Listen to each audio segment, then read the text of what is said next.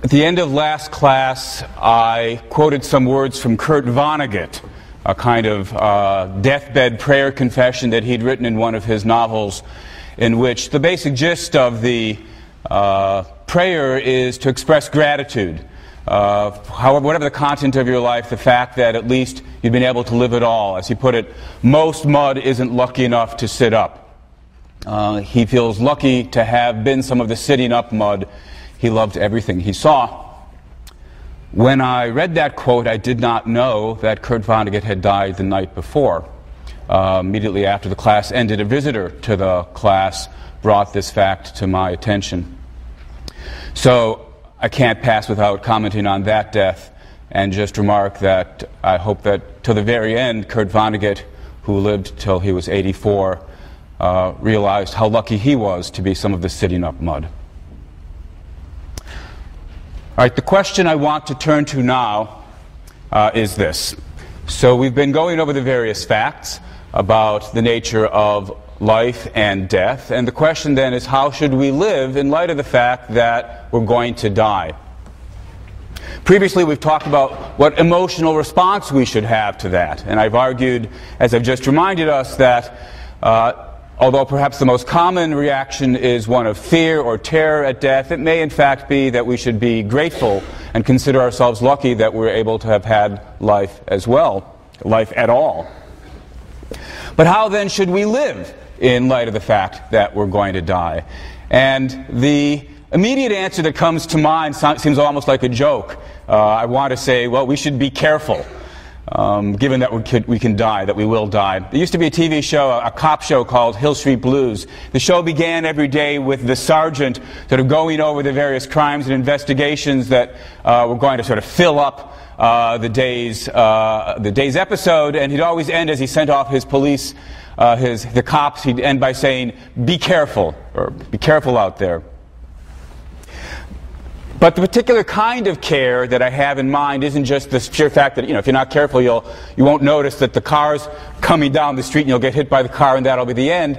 The fact that we're going to die intuitively seems to require a particular kind of care because, as we might put it, you only go around once, right? You don't get to do it again. And so it seems as though the fact that we're mortal, the fact that we've got a finite lifespan, requires us to face the fact that intuitively we can blow it. We could do it wrong. Now the nitpicky part of me wants to point out that it can't be mortality per se that has this implication. Even if we lived forever, we could still do it wrong. After all, whatever it is you filled your life with an immortal, infinite life, there's still going to be the particular pattern of actions and activities that you engage in, and that particular pattern could still be one that wasn't the best pattern that was available to you. So the possibility of having blown it, of having lived the wrong kind of life, is a possibility that's going to be true of us whether or not we're mortal. And yet, for all that, it seems as though mortality adds an extra risk, an extra danger of blowing it. Look, suppose we lived forever, and just have a kind of simplistic example. You might say, imagine somebody who spends his eternity counting the integers, 1, 2, 3, 4, 5, 6. Well, that might not be as valuable as an eternity spent doing something else. Let's say, doing more complicated math. But still, if you've spent 1,000,000 years or 1,000,000,000 years counting the integers and then realized that was sort of pointless, you could always start over by doing more interesting, more deep, more worthwhile math. The immortality gives you a chance of starting over, gives you the possibility of do-overs. We might then worry that what's especially bad about death, the fact that we're mortal, is that it robs us of the chance of do-overs. But of course, that's not quite right either. I mean, even if you don't live forever, if you live 80 years or 100 years, you have the chance to reappraise your life at the age of 20 or 30 or 50 and decide you need to change course. So it's not exactly as though the possibility of do-overs disappears by death itself, via death itself. Still, the thought that death comes when it does seems to push us in the direction of thinking we've still got to be very careful. Because, of course, given that we're mortal, we have only a limited period of time in which to do the do-overs. There are two kinds of mistakes, really, that we might catch ourselves in. We might discover, on the one hand, that we made some bad choices in terms of what we were aiming for. And on the other hand, we might find, even if we made the right choices in terms of our goals, we flubbed it in terms of actually accomplishing what we were trying to accomplish. And so we literally have to start over again and try again. So there's two kinds of care that we have to take. We have to be careful in our aims, and we have to be careful in our execution of our aims, because we have, as it were, a rather limited amount of time to do it over. Now, again, the nitpicky part of me wants to say, strictly speaking, it's not the fact that we are mortal per se that all by itself means we have to be especially careful. After all, suppose there just weren't all that many things worth doing. And suppose they weren't all that complicated, all that difficult to do well. Suppose there are only 5 things worth doing, and even if you couldn't necessarily do every single one of them right the first time out, at most it would take 2 or 3 tries. And by a try, I mean maybe an hour or 2.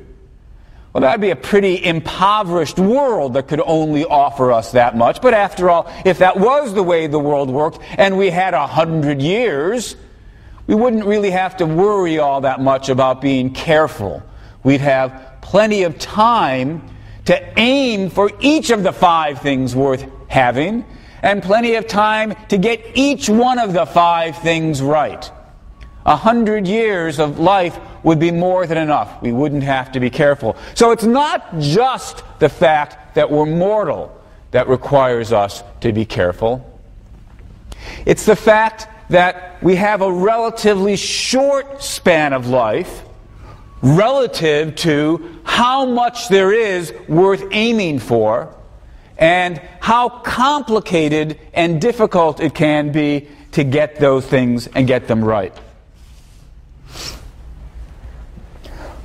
It's because of the fact that there's so much to do, and doing it properly, that we have to be careful. We just don't have enough time to sort of flail around, try a little of this, try a little of that. Somebody who lives like that may well find that the things they aimed for weren't really the best choices. You don't have to decide that these things weren't worth having at all, given the relatively short period of time we've got. We've got the extra burden of deciding what are the things most worth going after. And we have to face the prospect, the chance, that we'll look back and discover that we didn't make the best choices there. We aimed for the wrong things, not necessarily things that weren't worth having, but given the limited number of things we were going to be able to fill our lives with, in that sense, the wrong choices. And we may discover as well that we were not sufficiently careful, attentive in how we tried to achieve these things. Because it's not as though, although, given the way life is, you've got the chance for do-overs, you don't have time for a whole lot of do-overs. And so what death forces us to do is to be careful. An analogy that comes to mind here is a musician who goes into a recording studio.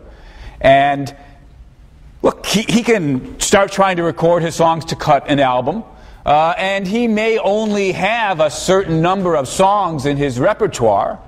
And so if he's got a long enough period of time, a month in the recording studio, he's got plenty of time, or she's got plenty of time, to sing a couple of songs. Maybe these wouldn't be the best things to record. Let's give it a try and we'll see. Didn't get it right the first take, let's record it again, let's try it a 3rd time, let's try it a 4th time.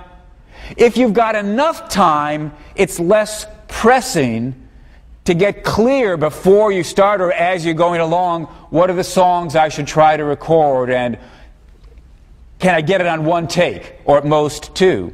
But if instead of having a month in the recording studio, you've got only a week in the studio or a day in the studio, suddenly everything's much more pressing. Time is much more precious. You've got to decide early on just which are the songs that it makes sense to record. And yeah, there are some other songs, but these seem to be the better choices. And when you record them, you can't be as careless and inattentive as you try to get them down. You've got to try to get it right the first time, or at worst, the second time. That's, it seems to me, the situation we find ourselves in, not just given the fact that we die, but we might say, given how incredibly rich the world is, how many things it offers us, how many choices we have in terms of what's worth going after. But for many of these things, given how difficult they are to accomplish, although we've got the chance for do-overs, both in terms of changing our mind about what we should be aiming at and trying again for the things we have aimed at, we've got to be careful.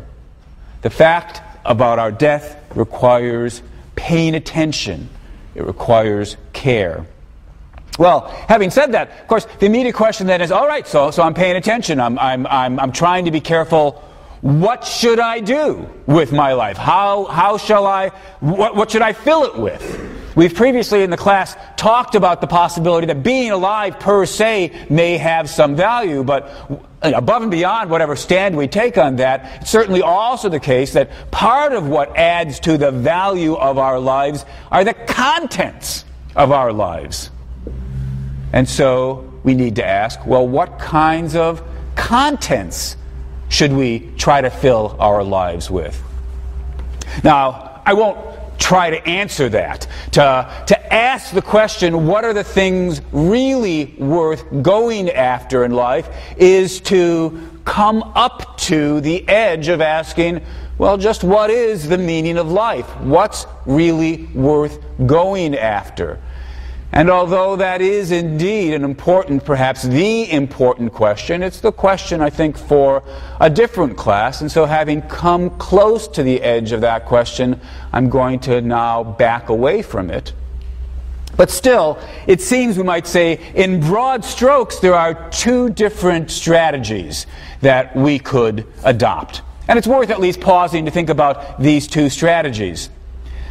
Strategy number one says, given that you've only got a finite amount of time, actually, the basic underlying thought behind both strategies is just this. Haven't got much time, pack as much as you can into life. Pack as much as you can in. But there are two basic strategies about how do you put that idea to practice. And strategy number one says, given the dangers of failure if you aim too ambitiously, you should settle for the kinds of goals that you're virtually guaranteed that you'll accomplish. The pleasures of food, company, sex, ice cream. One of the paper topics asks you to reflect on the philosophy, eat, drink, and be merry, for tomorrow you die. Well, that's one of the strategies, right? We're going to be dead tomorrow. And so, while we're here, let's try to pack in as much as we can by going for the things that we've got a very high chance of actually accomplishing. Strategy number two says, well, that's all well and good. You've got a pretty high chance of succeeding at that. The trouble with strategy number one is the goods that you can achieve, the sort of sure thing goods, are small. They're rather small potatoes as things go. Some of the most valuable goods in life are things that don't come so readily, don't come with guarantees of achieving them. You might want to write a novel, compose a symphony, or for that matter, marry and raise a family. Some of these things fans of strategy number 2 argue, these things are the most valuable things that life can offer us. So that a life filled with these larger goods is a more valuable life than a life filled with the small potatoes goods. I suppose fans of the eat, drink, and be merry strategy don't like to call those small potatoes goods, but that's the kind of language that might be offered by fans of strategy number 2. And it seems to me that as a claim about which life, if only you had it, if you had a guarantee, if God were going to say, look, which life do you want? I promise you'll get it. The life filled with food and drink, or the life filled with accomplishment, perhaps most of us would say, well, it's the life filled with accomplishment that's the more valuable life.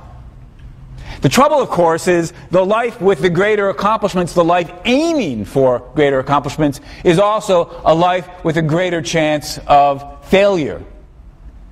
You aim for writing the great American novel, and 10 years later, you still haven't finished it. And 20 years later, you decide you don't have it in you to write the great American novel. You try to produce a business, and it goes under.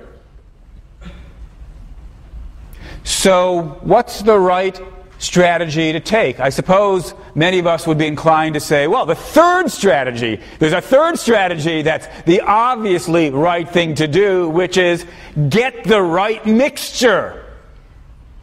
Aim for a certain number of, what should we call them, large potatoes.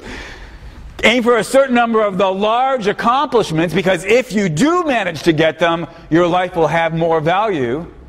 But also throw in a certain sprinkling of the smaller things where you're at least assured of having gotten something out of life. Well, that's all well and good as well, but it just now brings us to the next question. What is the right mixture after all? Well, I'm not going to try to answer that one either, but again, those of you who choose the topic, the eat, drink, and be merry question, basically, I'm inviting you in that topic to reflect on that question. Here's a different thought. The entire, as I said, the underlying thought behind the go for the big things, go for the small things, was pack it all in. The underlying thoughts seem to be, well, look, as long as you've got a life that's got valuable contents, the more the better. We might say, here's common ground between the two strategies. The more, the better. Now, previously, I've argued that immortality would not actually be a good thing. Eventually, rich and incredible as the world is, eventually the goods of life would run out and immortality would be dreadful. But having said that, that's not to suggest that most of us come remotely close to that condition. For most of us, it's certainly true that, dying at 30 deprives you of goods that would have come to you if only you'd lived to 40. And dying at 40 deprives you of goods that would have come to you if only you'd lived to 50 or 60 or 80. So one thing that we're inclined to agree is, other things being equal, the longer your life, the better. So, here's a life, 50 years long. And suppose you live it with a certain amount of value in your life, 100 value points, whatever that is. However our units of measuring just how good a life is, we'd say, look, better to have a life at that value instead of going for 50 years, went for 100 years. Fair enough, we might say. We all agree, don't we, that quantity of life's a good thing. And that does seem plausible. But at the same time, we'll want to immediately say quantity of life may matter, but it's not the only thing that matters. Quality of life matters as well. And again, that point's fairly uncontroversial. If you had to choose between your life of 50 years at 100 value points or 50 years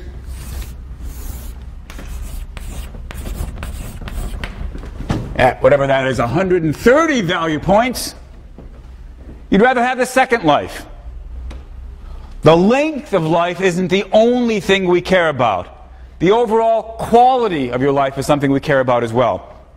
And this, of course, is another topic that we've talked about previously. Just what is it that goes into making a life better than another? So we now sort of see, summing it up, yeah, got to pay attention to quality, got to pay attention to quantity, or duration. Of course, the reason I just corrected myself is because you might say, if you want to think about it mathematically, it all is just a matter of quantity. As long as when we measure quantity, we bear in mind we need to measure not just the length of the life, but the height of the box. So the area of the box here is 50 times 100 units. So whatever that is, that's 5,000.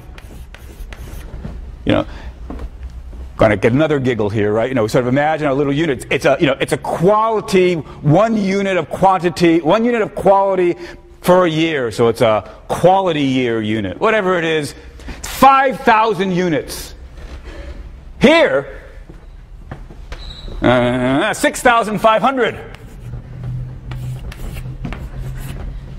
Might say, look, we can capture the thought that the duration of your life matters, the quality of your life matters, by multiplying the two together.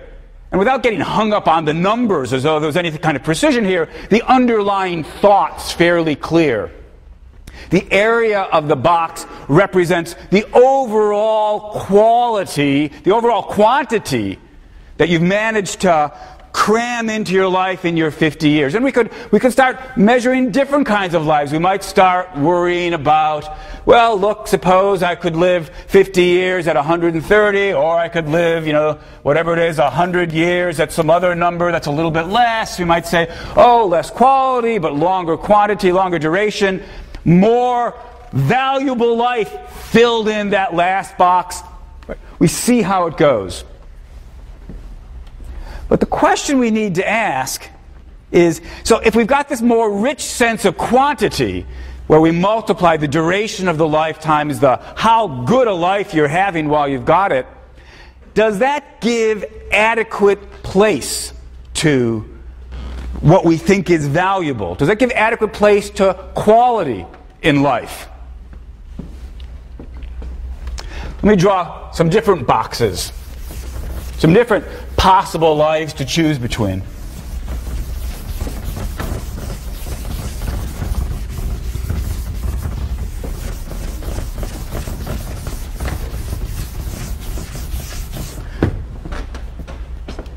Just get the... Suppose you had a nice long life, 150 years.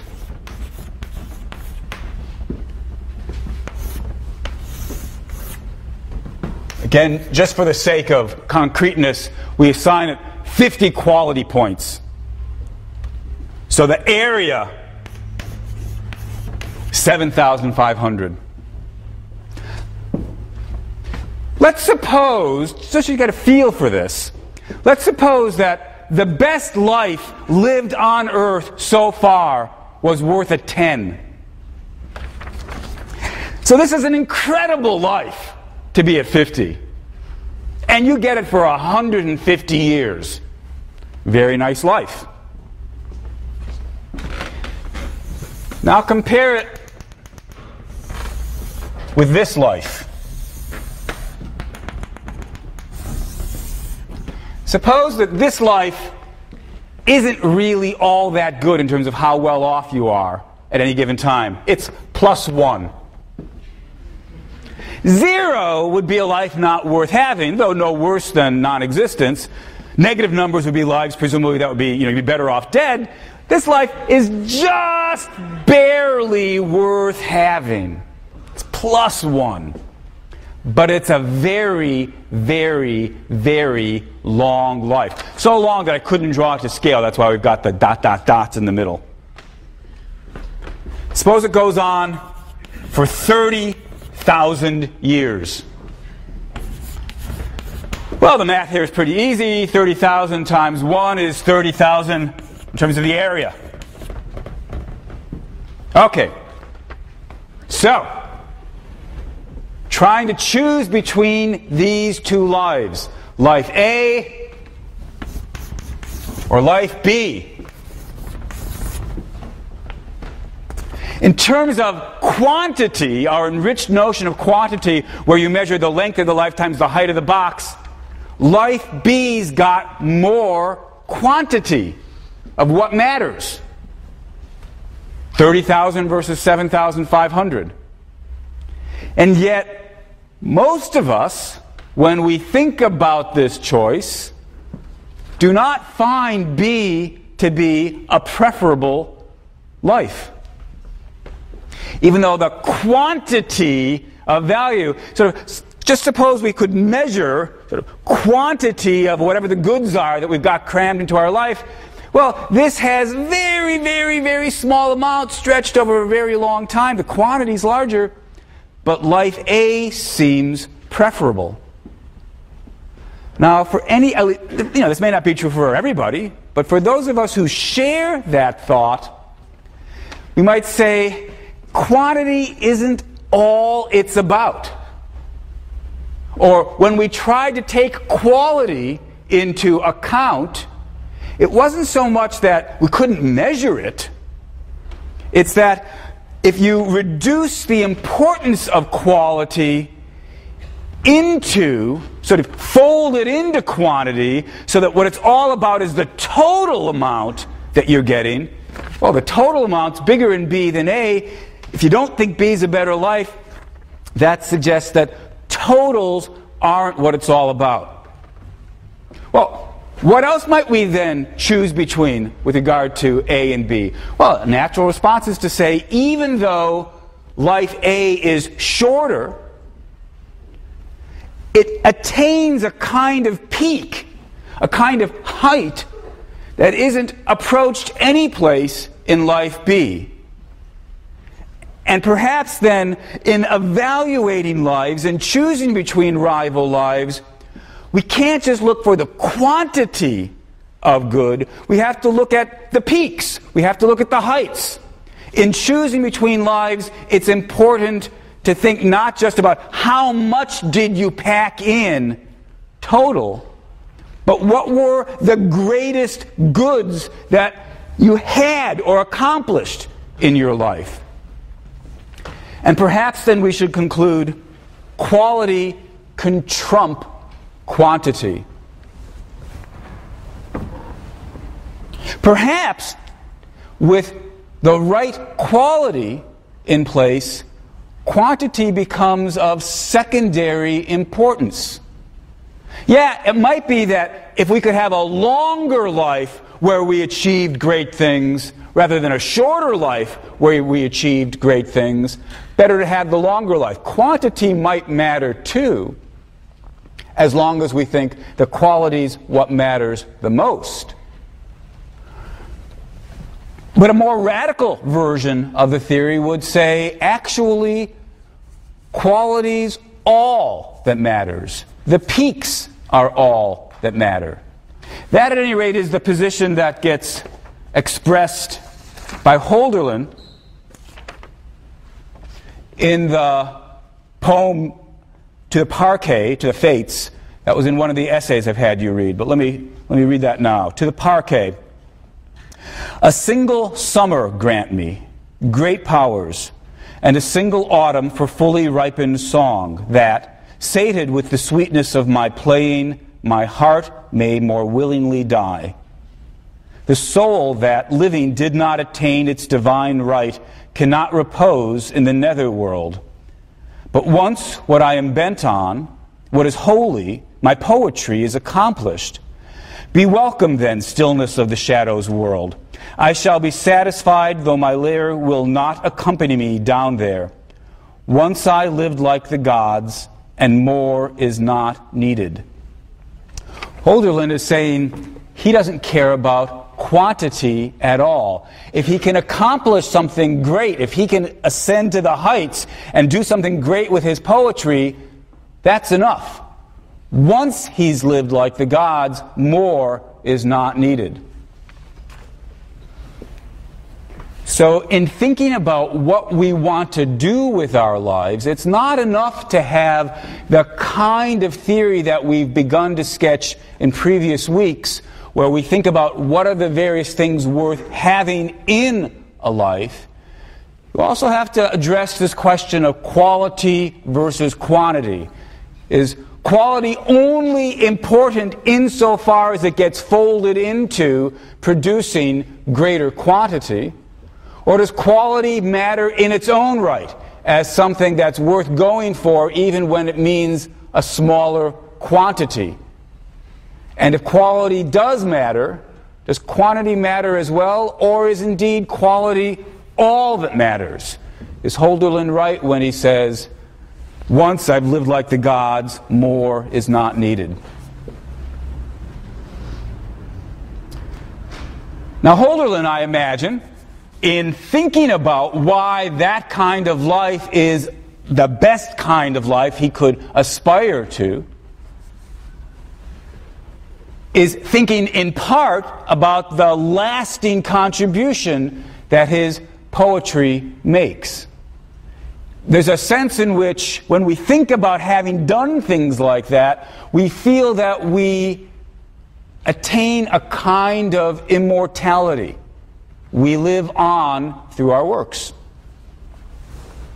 And so the next question I want to turn to, and sort of thinking about strategies of how to live in light of the fact of, in terms of facing our mortality, is, well, maybe a kind of immortality is worth going after.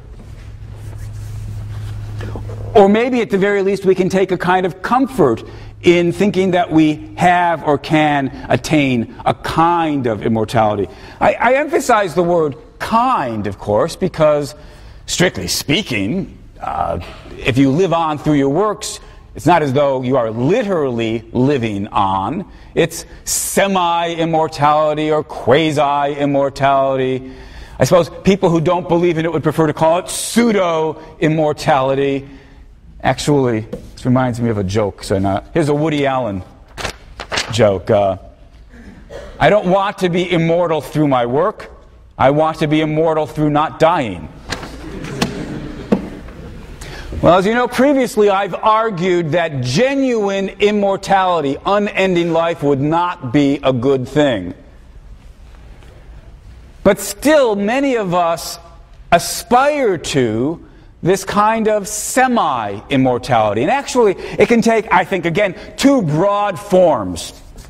Sometimes people want to say, there's a sense in which, although it's not as though you're literally living on, there's something like that going on insofar as a part of you continues. If I have children, then literally some of my, in my case as a male, one of my cells continues. And then their cells continue in their children, and their cells continue in their children. If you think of an amoeba splitting and splitting and splitting and splitting again, parts of the original amoeba could be there for many, many, many generations. Some people take comfort in the thought that, literally speaking, a part of them will continue. If not through cells, through my offspring, perhaps at least my atoms get recycled, get used again. And so I get absorbed into the universe, but I never disappear. Some people take comfort in that thought. The German philosopher Schopenhauer thought that this should reduce somewhat the sting of death. He said, "But it will be asked, how is the permanence of mere dust, of crude matter, to be regarded as a continuance of our true inner nature?" And he answers, "Oh, do you know this dust then? Do you know what it is and what it can do? Learn to know it before you despise it. This matter, now lying there as dust and ashes, will soon form into crystals when dissolved in water. It will shine as metal. It will then emit electric sparks. It will indeed, of its own accord, form itself into plant and animal, and from its mysterious womb it will develop that life about the loss of which you, in your narrowness of mind, are so nervous and anxious. Well, that's a very moving passage, but I have to say I don't buy it. I don't find any comfort at all in the thought that my atoms will still be around, getting reused into something else. So this first kind of semi-immortality, where you take comfort in the thought that literally there are parts of you that will continue, this strikes me as a kind of desperate striving, desperate reaching for straws, perhaps in Schopenhauer's case, leading him to delude himself into thinking, oh, it's not so bad that I'm going to die soon, at least my atoms will still be around. Doesn't work for me. There's a second sort of approach, though, where it's not so much that you're supposed to be comforted by the thought that your parts will continue to last after you, but that your accomplishments will continue to last after you. Hölderlin writes poetry, which we're still reading some 200 years later.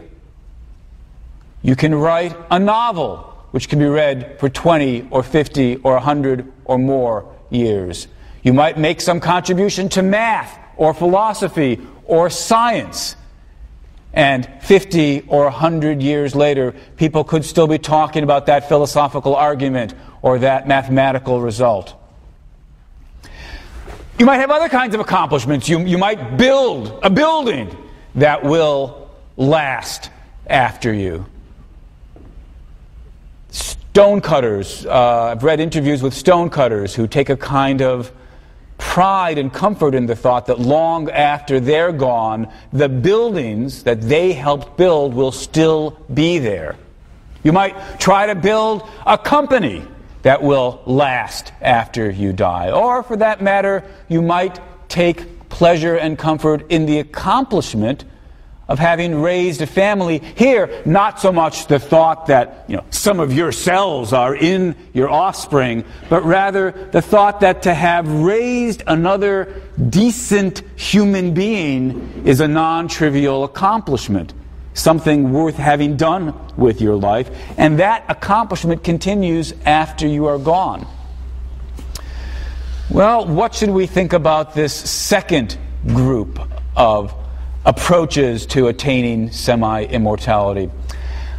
I've got to say that I'm of two minds when I think about them. Unlike the dust and the atom stuff, where I just think you're deluding yourself, I find myself drawn to this second set of thoughts.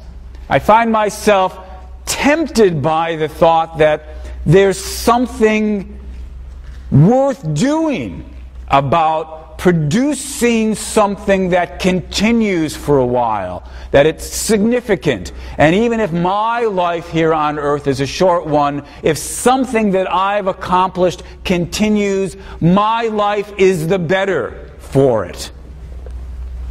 That's Hölderlin's thought, I suppose.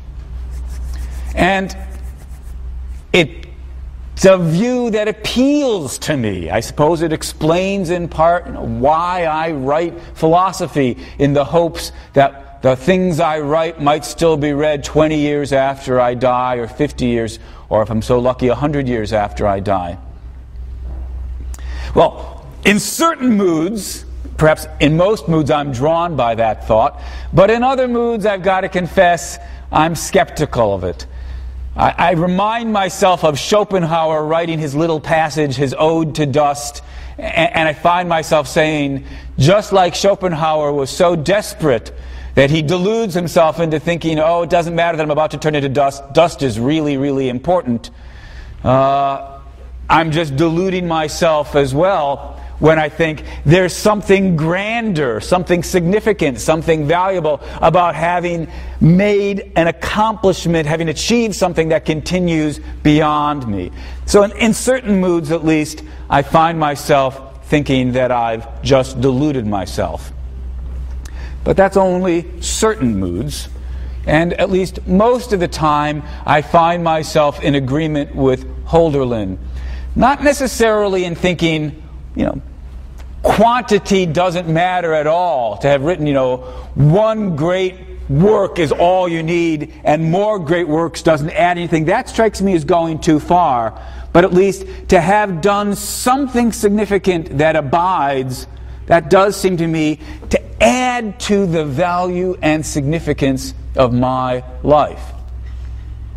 Well, let me mention an entire different approach. I'm going to give very, very short shrift to this last approach, but it's probably worth mentioning as well.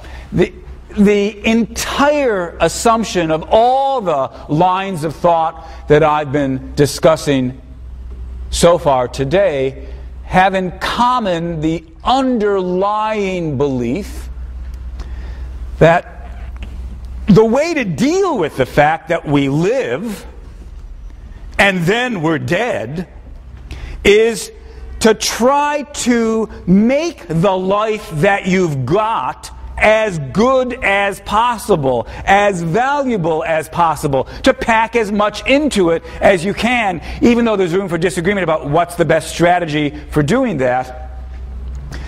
The picture is one in which we say, we can't do anything about the loss of life, so the right response is to make the life that we've got as valuable as it can be, to see it as valuable as it can be. But there's a rather different approach. That alternative approach says, yes, we're going to lose life, and that's horrible, but it's only horrible insofar as you think of life as something that it's bad to lose. After all, if we were to decide that life wasn't really a valuable gift, if it wasn't really something worth embracing and something that we could turn into something full of value, then its loss wouldn't actually be a loss. That's a point we've seen before, right? The central badness of death is explained in the deprivation account. You are deprived of the fact that you could have had more life that would have been worth having overall. But if life isn't worth having overall, then its loss is not a bad thing, but a good thing. The trick then isn't to make life as valuable as it could be, but rather to come to recognize that on balance, life isn't positive, but negative.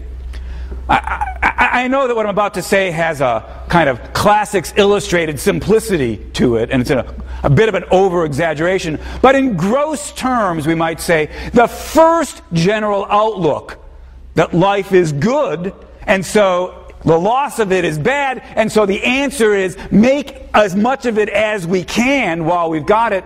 We might say that is in broad strokes the Western outlook. And in broad strokes, the notion that life isn't really as good as we take it to be, but is in fact bad overall.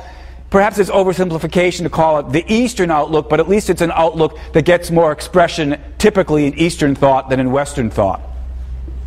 Foremost example of this second outlook is, I suppose, Buddhism. Four noble truths in Buddhism. The first noble truth is that life is suffering. Buddhists believe if you think hard about the underlying nature of life, you'll see that every place there is loss, there is suffering, there's disease, there's death, there's pain. Sure, there are things that we want, and if we're lucky, we get them, but then we lose them, and that just adds to the suffering and the pain and the misery. On balance, life isn't good. First noble truth, life is suffering. And so, armed with this estimation, what Buddhists try to do is to free you from attachment to these goods, so that When you lose them, the loss is minimized. And indeed, Buddhists try to free you from what they take to be the illusion of there being a self. There is no me to lose anything. Death is terrifying insofar as I worry about it being the dissolution of myself. If there is no self, there's nothing to dissolve. It all makes sense. And I have tremendous respect for Buddhism. It all makes sense given the thought that life is suffering.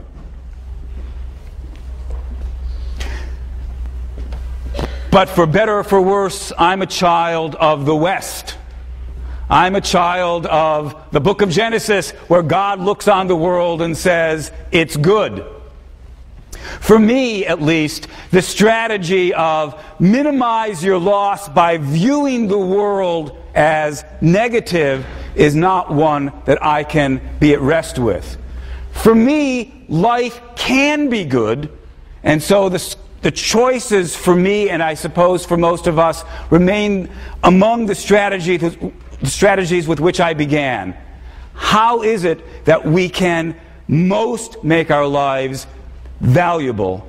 What is it that we can do that will allow us, with Holderlin, to say, once we lived like the gods?